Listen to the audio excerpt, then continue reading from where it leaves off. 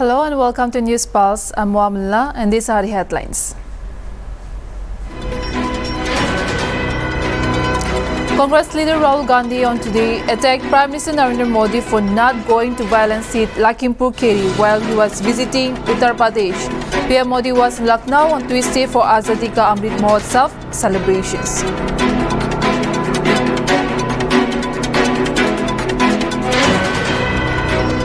Minister of State for Home Ajay Kumar Mishra, whose son Ashish Mishra is in the line of fire over his alleged involvement in the violence at Uttar Pradesh, Lakhimpur Kheri on Wednesday met Union Home Minister Amit Shah in New Delhi.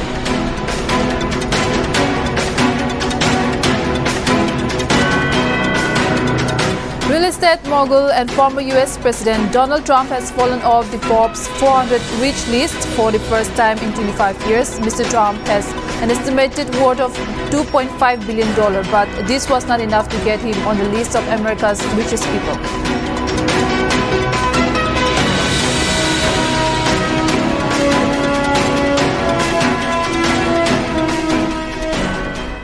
Now, news in details. The Union Cabinet on Wednesday approved the productivity-linked bonus equivalent to 78 days' wages for all eligible non-gazetted railway employees, excluding RPF or RPSF personnel, for the financial year 2020 to 2021. Addressing a cabinet briefing, the Union Minister for Information and Broadcasting Anurag Thakur said that the financial implication of payment of 78 days PLB to railway employees has been estimated to rupees 1,984.73 crore. In addition, the wage calculation ceiling prescribed for payment of PLB to the eligible non-gazetted railway employees is rupees 7,000 per month, he said. However, the maximum amount payable per eligible railway employee is rupees 17,951 for 78 days, he stated. Thakur further informed that about 11.56 lakh non-gazetted railway employees are likely to benefit from the scheme.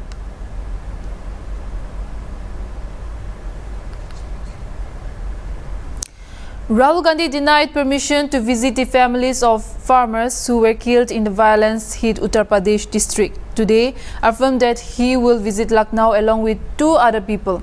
Yesterday, the Prime Minister visited Lucknow, but he didn't visit Lakhimpur Kheri. It's a systematic attack on farmers, said Rahul Gandhi, fronting a press conference ahead of his visit. PM Modi, who was in Lucknow to inaugurate Azadi 875 conference, steered clear of the controversy. An SUV allegedly driven by a union minister's son ran over protesting farmers in Lakhimpur Kheri on Sunday. 8 people, including 4 farmers, were killed in the incident.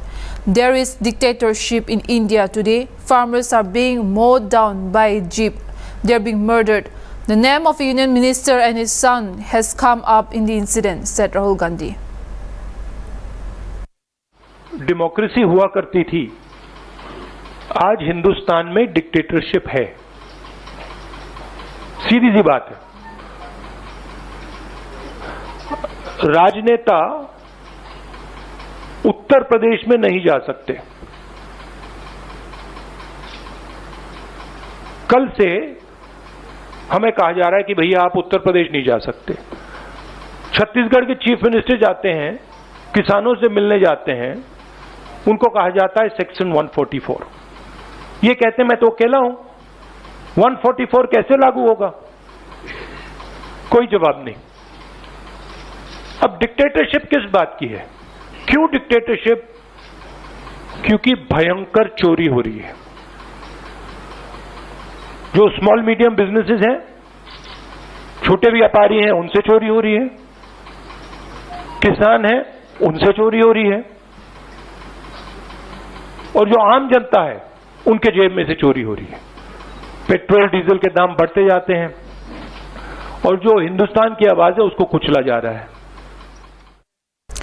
With petrol and diesel prices hiked on Tuesday across various cities, including metros in the country, people from various parts of the country expressed tremendous pressure over their pockets due to the hike and urged the government to reduce fuel prices. was increased by 25 paise in Delhi, which now stands at rupees 102.64 per litre. The price of diesel was hiked by nearly 30 paise. As of Saturday, diesel will be available for rupees 91.07 per litre in the national capital. Commuters in the national capital expressed apprehensions over using public transport amid the COVID-19 pandemic, leaving them with no other options but to travel in their own vehicle. It's a huge impact, and within 3 to 4 months, there has been a sudden rise in prices, said Aditya, a resident of Delhi. Because people are not comfortable with public commutes, as of now they have to rely on own vehicles, and the price hike is putting a lot of pressure on the public's pocket, said Aditya. The price in Mumbai is rupees 108.67 per litre, which is an increase of 24 paise, whereas after a nearly 30 paise increase, the price of diesel stands at rupees 98.80. A resident of Mumbai demanded government intervention to reduce petrol and diesel prices. There is no other option. Minister of State for Home Ajay Kumar Mishra, whose son Ashish Mishra is in the line of fire over his alleged involvement in the violence at Uttar Pradesh, Lakhimpur Kheri on Wednesday met Union Home Minister Amit Shah in New Delhi. The meeting lasted over half an hour, and it is understood that Mishra might have made his position clear in the Lakhimpur Kheri violence case. Earlier, he went to his office in the North Block and stayed there for a while. Ashish Mishra has been named in the FIR lodged by the Uttar Pradesh police in the violence at Tikunia on Sunday for allegedly mowing down farmers who were going to protest against Uttar Pradesh Deputy Chief Minister Keshav Prasad Maurya's visit to the Union Minister's ancestral village for a function. A total of 9 persons, including a local journalist and 4 farmers, were killed in the incident. The FIR against Ashish Mishra charges him with murder and causing death by negligence. But the subsequent police inaction is fueling the anger of the farmers as well as opposition leaders. However, the minister and his son have categorically denied any involvement in this incident, and he claimed that his son was not present at the site of the incident.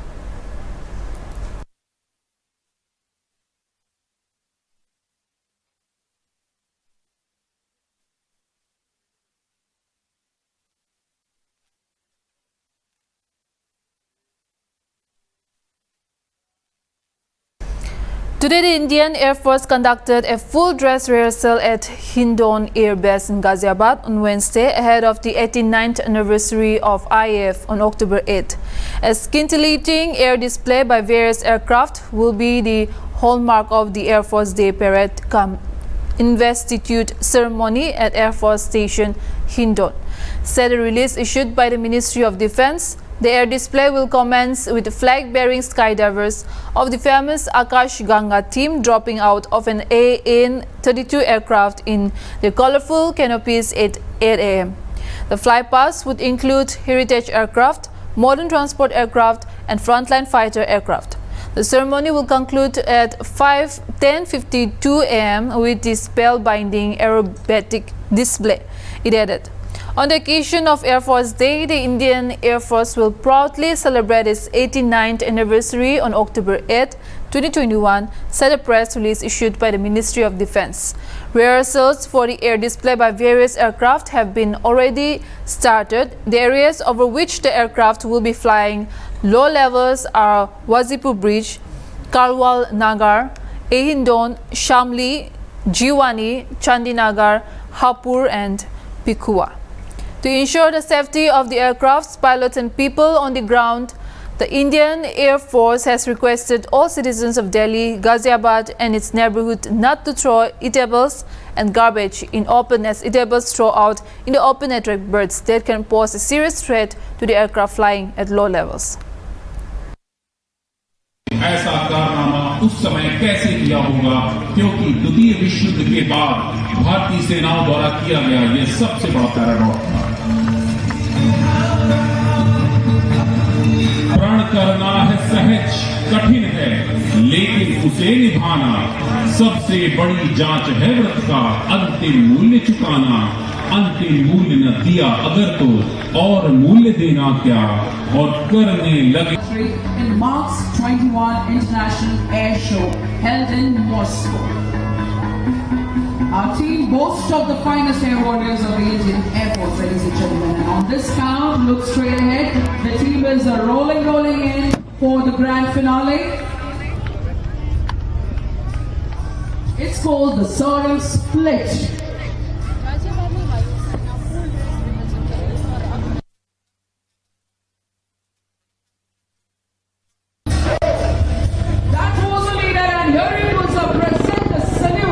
आज air force के किनारे महफिल मनाया जा रहा है इधर के गाजियाबाद तस्वीर आपको दिखा रहे हैं पैरा आपको दिखा रहे आकाश गंगा इसका जो है और इसकी खास सबसे जो खास अहम बात ये होती है और 3000 की ऊंचाई की सीधा जो है छलांग लगा सकते हैं किसी भी परिस्थिति में किसी भी स्थिति में अगर जरूरत पड़ती है वायुसेना को तो सबसे पहले यही करना सकते हैं सामने आकर के मदद लिए पहुंचते हो राहत सामग्री तक पहुंचाना हो इससे पहले अगर जमीन में बाढ़ आएगा तो बढ़िया उन जगहों पर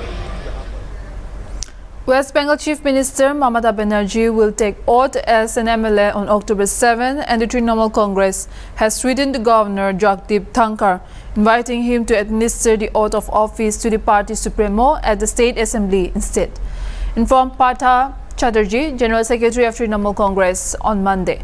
Speaking to ANI, Chatterjee said that a suggestion was given and requested the governor to come down to the assembly and administer the oath of office on October 7. However, Dhankar said he will wait till the official gazetted notification on the Bhabinipur by-poll result is issued. The Indian Air Force Air Chief Marshal V.R. Chaudhary on Tuesday said that the Chinese Air Force is still present on 3 air bases on their side of the line of actual control, and assured that the IF is fully deployed and prepared. Addressing the media on the 89th anniversary of the force, the Air Chief Marshal said the situation on the line of actual control is that the Chinese Air Force is still present on 3 air bases on their side of the LAC. The Indian forces are fully deployed and prepared, he said. On being asked about Chinese Air Force capabilities near Ladakh, he said China's capability to launch multiple high-altitude missions would remain weak. Chaudhary also said that the induction of Rafale Apaches have significantly added to India's combat potential.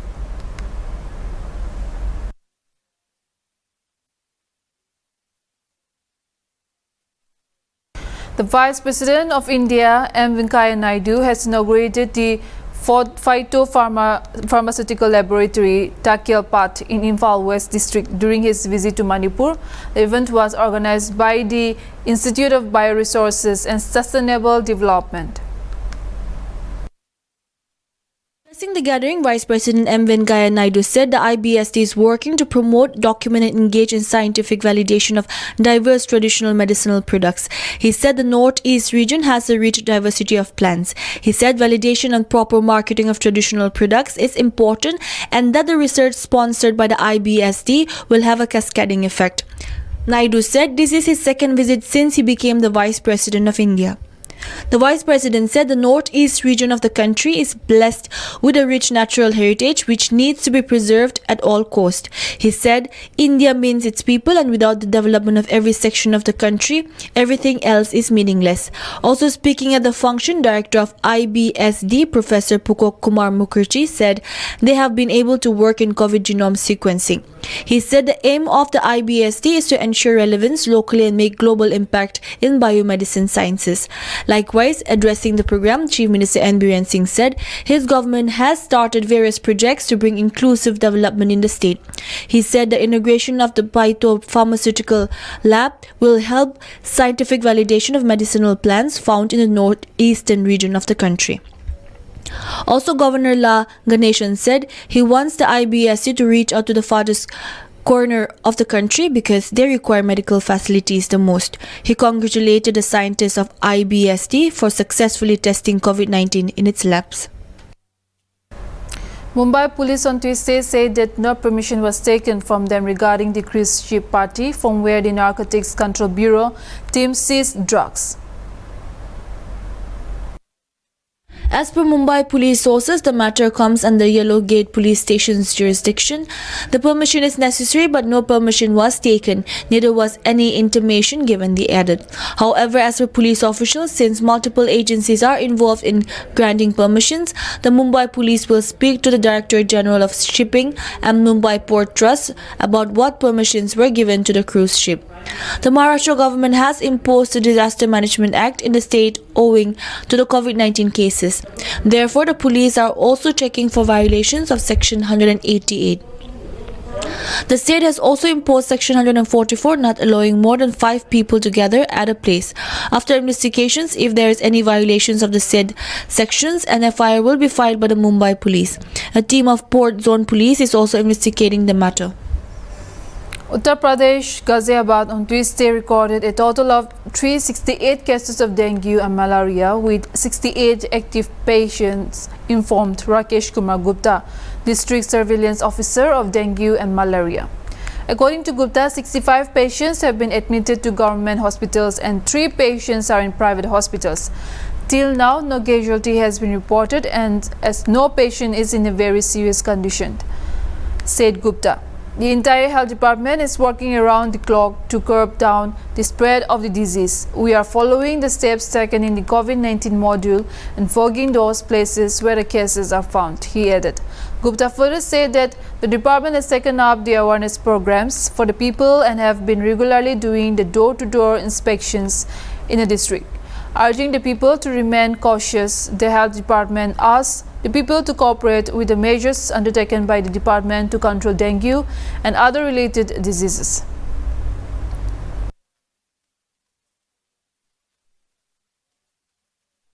An enforcement team of Haryana Shahri Vikas Pradhikaran on Tuesday demolished the 10-year-old illegal Bangara market. 50 makeshift shops and hutments at a popular Banjara market located in Sector 56 were demolished by the enforcement team of the Haryana Shahri Vikas Pradhikaran on Tuesday. The shops, most of which sold furniture and traditional handicrafts, had come up illegally over the past 15 years on land owned by the authority, and despite repeated notices, the owners were not vacating the land, HSVB officials said. With the demolition, around 80% of the illegal properties on 25 acres of HSVB land was cleared, officials said. Owners of around 50 shops were given 2 days to vacate their premises, officials said. Sadhya Narayan, Subdivisional Officer Survey, HSVB, said that the demolition drive commenced around 11 a.m. and continued till the evening. The HSVB team was supported by 200 police personnel, including 50 women police officials, he said. Most of the shopkeepers had removed their wares from the shops using trucks, while others have sought 2 days' time to shift, he said. HSVB officials said the action was taken after shop owners repeatedly ignored notices issued by the authority to remove their encroachments. The entire service road along the main sector road that was also encroached by shopkeepers was cleared, officials said. The authority said that all encroachments on HSVB land and will be cleared. This is all we have for now. Keep watching Hornbill TV.